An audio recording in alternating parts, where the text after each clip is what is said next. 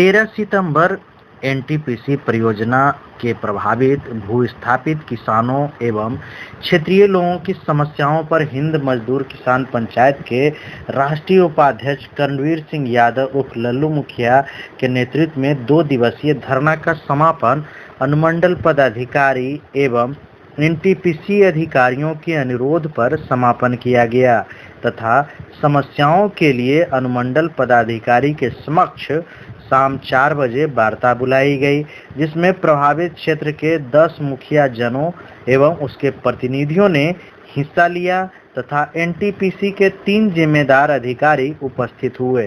इसके साथ ही वार्ता के अगुवाकार सूत्रकार पंडारक प्रखंड के अंचलाधिकारी तथा थाना एनटीपीसी के थानाध्यक्ष उपस्थित रहे।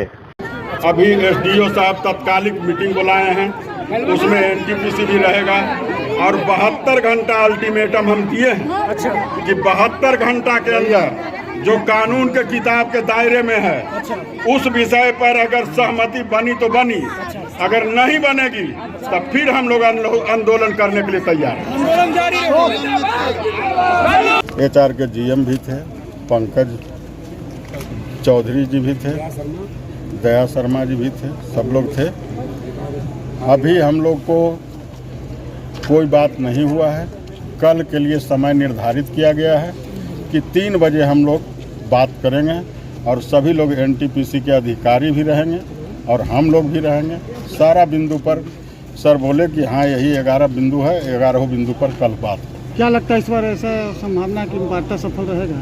वार्ता तो सफल रहेगा, नहीं सफल होगा तो फिर हमारे लिए भी रास्ता खुला हुआ है।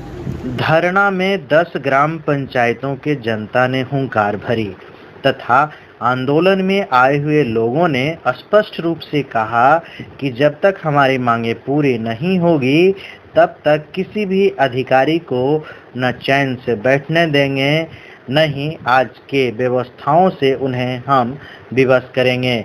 आज की बैठक का संचालन प्रदेश अध्यक्ष राजू प्रसाद चंद्रवंशी ने किया तथा धरना को श्रवण कुमार, शंभू सिंह, परमानंद राय, धर्मराज प्रसाद, श्रीमती शोभा देवी नवादा मुखिया, निक्की देवी मुखिया लेमुआबाद, रैली पंचायत मुखिया शोभा देवी, शहरी पंचायत मुखिया जोगी सिंह, गोवासा शेखपुरा पंचायत के मुखिया प्रतिनिधि मुख्तार अंसारी, बिहारी पंचायत के मुखिया उमा शंकर सिंह, ढीबर पंचायत के मुखिया रीमा देवी, बाढ़ प्रखंड प्रमुख उपेंद्र पासवान, पंडारक प्रमुख उर्मिला देवी, डहमा पंचायत के मुखिया रंजू देवी, सत्येंद्र यादव, मिंटू सिंह, पप्पू कुमार यादव, एडवोकेट संजय यादव, चिरंजीवी सिंह, राम बाबू राय, सुधीर कुमार सिंह, सुरेश निषाद, पूर्व मुखिया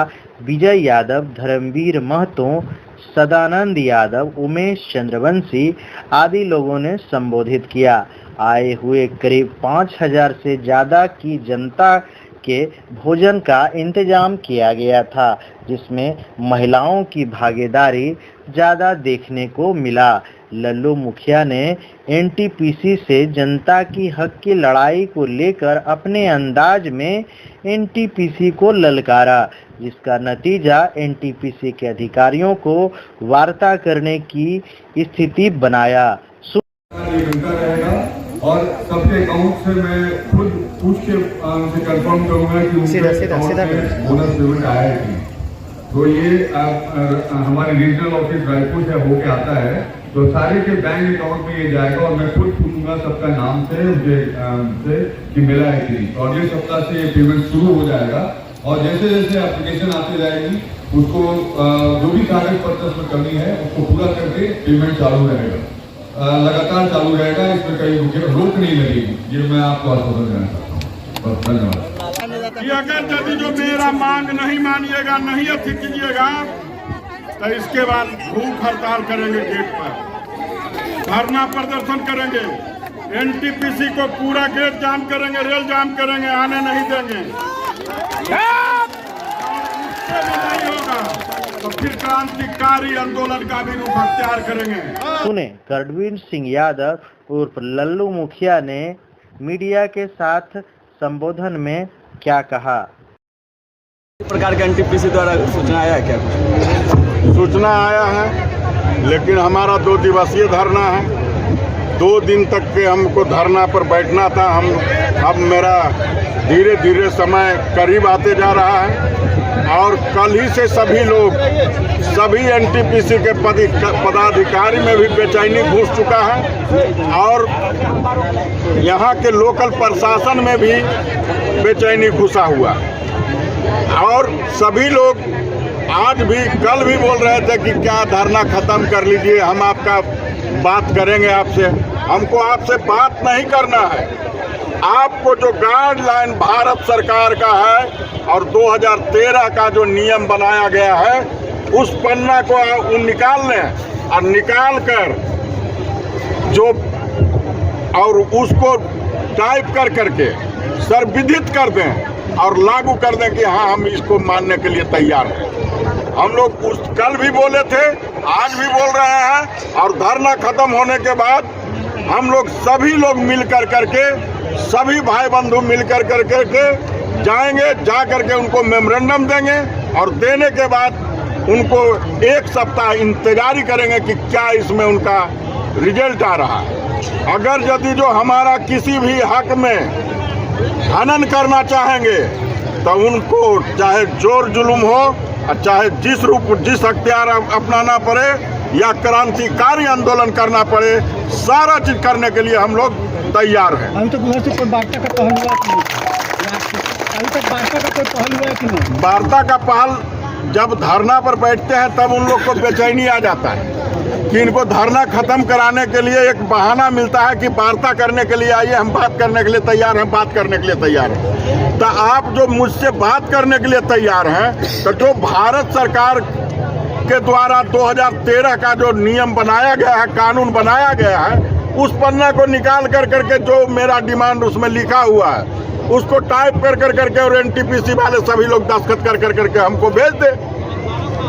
उनसे बात करने का क्या जरूरत है, जो तो भारत सरकार हमको दे रखा है और उसी चीज को हमको उनसे लेने के लिए चाहे बल का इजमाइश करना पड़े, चाहे क्रांतिकारी आंदोलन का आजमाइश करना पड़े, सारा चीज करने के लिए सभी 11 भू विस्थापित पंचायत के एक नागरिक, एक मुखिया जी और जनप्रतिनिधि सभी लोग तैयार हैं और सब लोग का मेरे साथ आशीर्वाद साथ है। मांगे नहीं मांगी गई तो आगे का क्या कार्यक्रम होगा?